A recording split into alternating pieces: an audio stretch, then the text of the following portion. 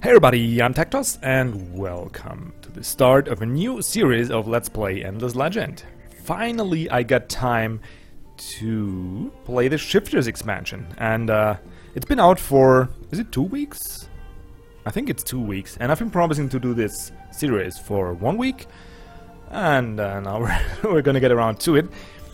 I've been trying to load it up a couple times, but I didn't get background for the Shifters, so if there is one, I'm not even sure. You guys let me know in the comments, maybe. Really curious if it's worth it to fire up the game 10 more times to get to get the Shifters background. Maybe I just have to win it with them once. That would be cool. Like if these backgrounds are something that you could unlock with game progress or achievements, I'd like that. Anyway, enough talk. Let's get to it. I've already pre-selected. Now, lately I'm getting a lot of questions which map settings and whatnot, so I'm just gonna show them. These are my win condition adjustments. I don't like the score victory very much because it's just so it's so dull. It's not really a clear goal for me. I don't know. I like these specific conditions, like, you know, supremacy, capture all the capitals, or diplomacy. Weird as it is, but, you know, get points through diplomacy or elimination or whatever. Don't like just plain score victory, so there's that. Everything else pretty much unchanged. World map settings has been changed on request to one continent, so we do get neighbors earlier. I'm not quite sure, like a lot of my commenters did say that the AI doesn't handle islands very well, and I tended to agree, but now that I've played a couple games on a continent, I don't know. Like, it doesn't seem that much different, honestly. They don't play very stupid on islands. They just... I guess in war, you're more safe on islands. And by the way, I think you already saw these settings, so we're gonna go out of that. I think in war, they don't attack as efficient as they could. But other than that, I don't really see much problems with an AI on island maps. But that's just me. Maybe there's subtleties I don't notice. Let's get to the meat of it. I'm excited because I love the design. Once again, not only did they, like, the art is just beautiful, but also it's another just completely unique and different race. This is, I don't know how they do it, like which kind of herbs they mix in their food to get these ideas. It's really, really amazing how different all these factions are and how they actually are kind of balanced. I guess in multiplayer it's not that balanced at all, but it's good, really good enough for a single player, and maybe somebody could comment on multiplayer. I never did that. Anyway, so we yeah. I think we're gonna go through most of these guys in the game, actually, because I don't want to make the introduction too long, but it is a new expansion and there is a lot to talk about, so I'll try and scatter the information throughout the first episode, maybe. Anyway, so in terms of units, or in terms of the race of the Allayi, or Allayi?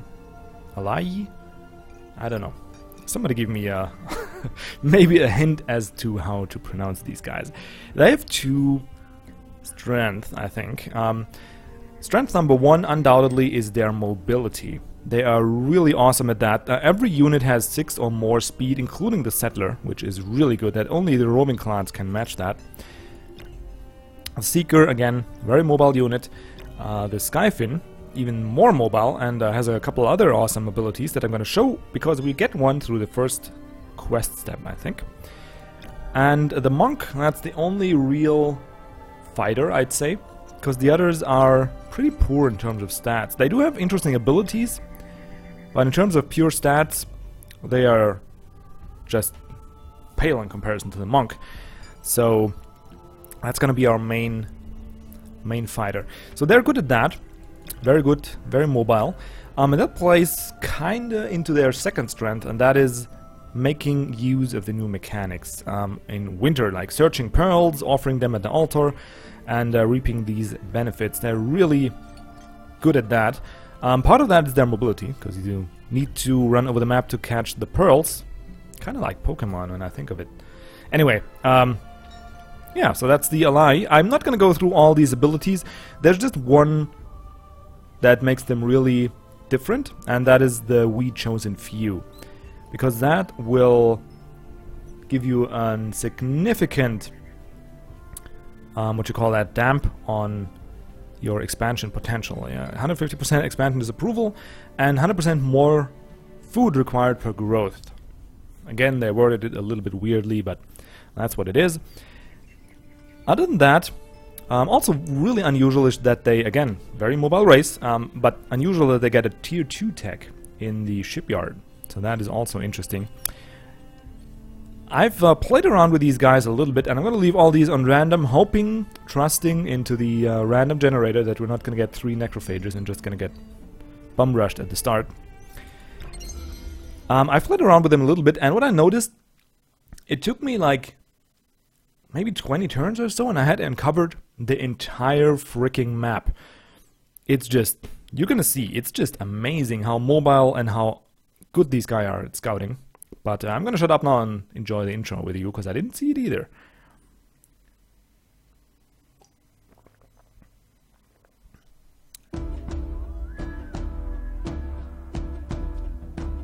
You beings fixed, inflexible, and slow are not true Aurigas, and do not see that she, our mother, as her life ebbs low, shall be delivered by the Allayi.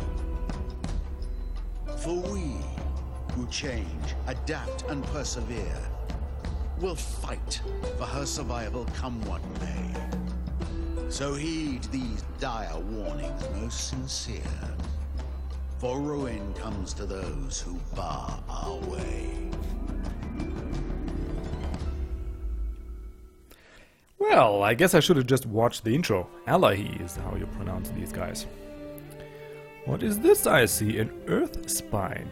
Well, I guess we have a good starting region. Well, hold that thought. That doesn't look too good. Looks pretty... Huh. Yeah, that looks pretty small, honestly. But maybe we have good neighboring terrain. Anyway, so, here we are in Yulin, starting with the Allayi, as they are pronounced, apparently. What you saw in the intro, that guy turning black, and by the way, I'm just gonna uncover the map a little bit while I talk. Just need to... There we go. Ooh, the boss. That sounds good, because we do have more food requirements, higher food requirements, so we do actually need that extra food. Nice. And another anomaly, isn't it? Dirt field. Yep. So that, what you saw in the intro, where that guy turned all black and blue, that is actually an ability they have, or pretty much every unit has a light and a dark form that gives them different abilities, and they initially change their form through the seasons. So if in winter they get their dark form abilities, and they're in the dark form, and you can also see that reflected in these little portraits here. That's really cool, I think. While in summer they are in the light form. I wish they would fix that stupid movement, but come on now. Why can't I? Okay. You, sir. There we go. Well. Okay, so we got another anomaly here, the Mutant March. And I think we'll just have to settle for this one. We could also, oh my goodness, we could also just creep over here and settle right on this. That would be, what's that, 27. Or here, where we get 14, 18, 29. I really like this spot though, because it's a real good, balanced mixture. And I don't really see... Like, maybe we're gonna creep over to this region as well, but there's no approval bonus, which I really want with the Allayi, because they have that severe expansion disapproval mechanic, so I think we're just gonna pick this spot, honestly. There's no better one in this region unless I'm really blind. No, this here's no approval bonus. So yeah, pretty good. 29 starting output. I mean, it could go way higher, but it's decent, let's say like that. Pretty good is maybe a little bit of a stretch, but it's alright. We're gonna grow in 12 turns, though. That is not so good. We do produce a lot of science, though. That is good. And I don't see any reason, unless you guys maybe give me one in the comments, to deviate from the regular old mill foundry first. Really don't see a reason for that. Especially since we can't expand fast, so it's even more important to be to have a good production in that few cities that you have. So I think starting out with a mill foundry is a solid first tech to pick. And oh, there's another mechanic of the Allayi, by the way. Of the Allayi, sorry. They know exactly when winter is going to come around. So it's 28 turns, which means we're pretty fast in terms of tech, because we got a good starting position for science output. So I'd say 3 turns for this, and then 3 turns for the cultivation. So it's worth it to get it, I would say, like these first 2 techs. We already have a decent output for science, so I don't really need that. I'm not even sure if we're going to get the Empire Mint early, because we do get so much stuff from the ruins, because we're so fast on the map. So we'll just leave it at that. Maybe go for the topography, honestly. That might be pretty sick, honestly. Let's take a quick look. Yeah, that is actually really good on this, because every tile here has science output. So it's gonna be 2, 4, 6, 8, 10, 12, 14 extra science, which is a little bit more, I'm guessing, than the public library.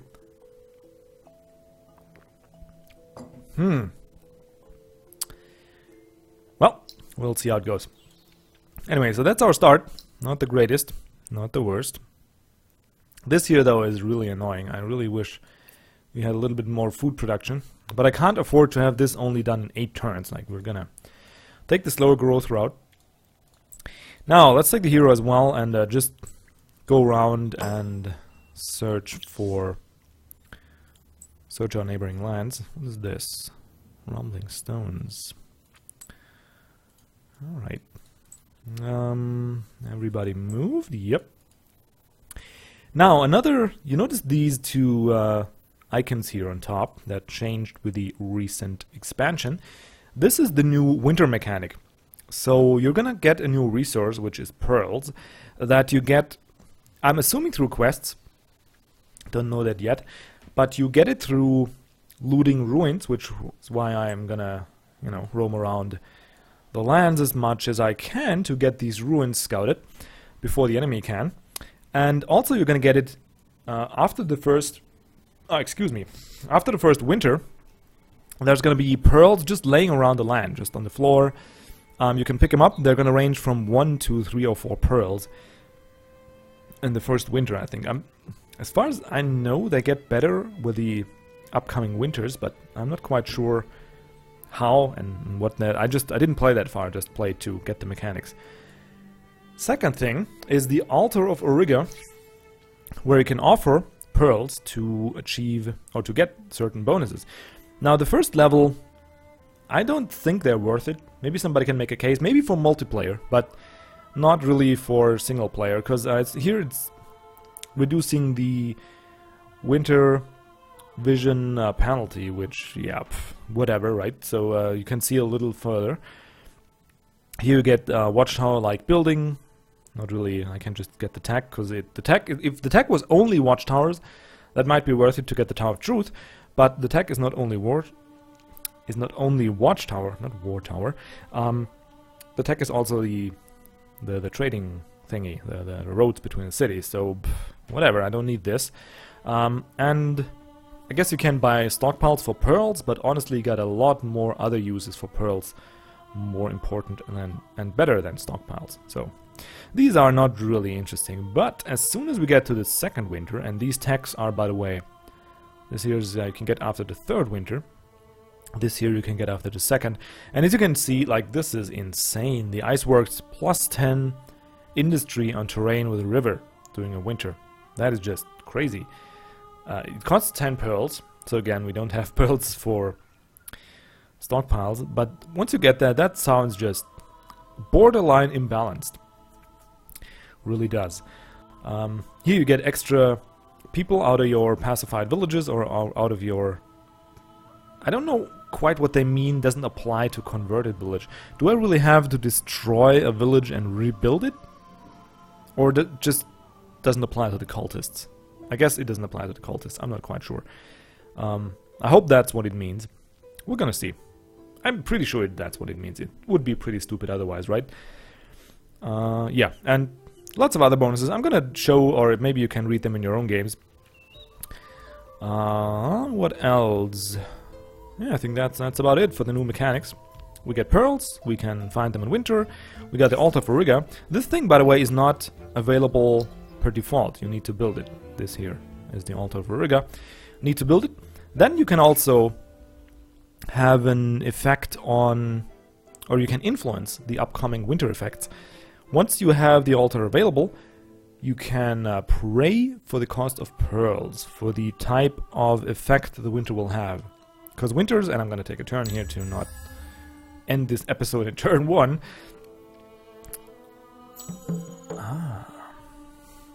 Search the ruins to get... Yeah, there we go, we get the Skyfin.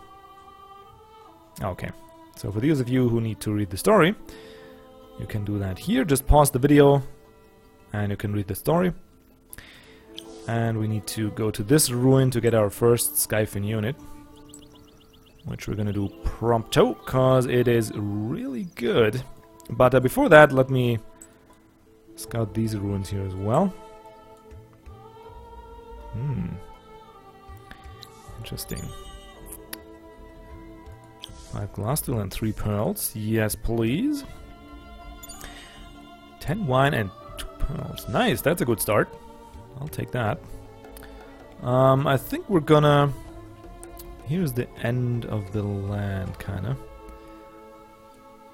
So I think we're gonna use that guy to come around here. So we need you to kinda go down again. Maybe... Yeah, maybe I should have gone around, but yeah, here is good. I just want to see this region, because it looks like there's a couple anomalies close together. Is that an anomaly? Yes, it is. Alright, so winter has like the standard effects, or the standard, you know, -1 production on all tiles, -1 food on all tiles, and that stuff. Oh, wizard stone. Ooh. Ah. Wow. Okay, I found my first new region. Woo! What the... Yeah, I think I'll settle right in here. That is crazy. Crazy good, that is. Let me go here. And then there's always an added effect, and that added effect gets worse and worse with the seasons. So the second winter is worse than the first one, and so on. So...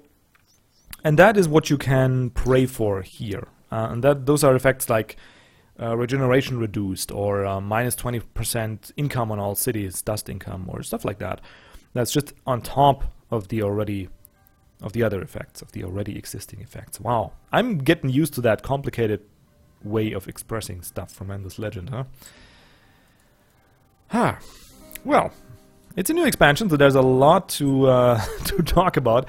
I'm kind of frustrated because I'm not gonna get any gameplay in here, but it's just so much stuff that needs to be at least explained in basic, because I'm guessing maybe some of you are watching this to decide if the expansion is worth it, or just didn't buy it yet, didn't have time, or you just don't play Endless Legend maybe, and just want to see, you know, the new expansion plate. And so it's better to just explain the basics. For those of you who are already experienced, you can just skip through it, right? You do that anyway.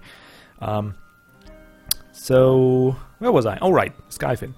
Now these guys, let's first search the ruin, and that's going to complete our quest.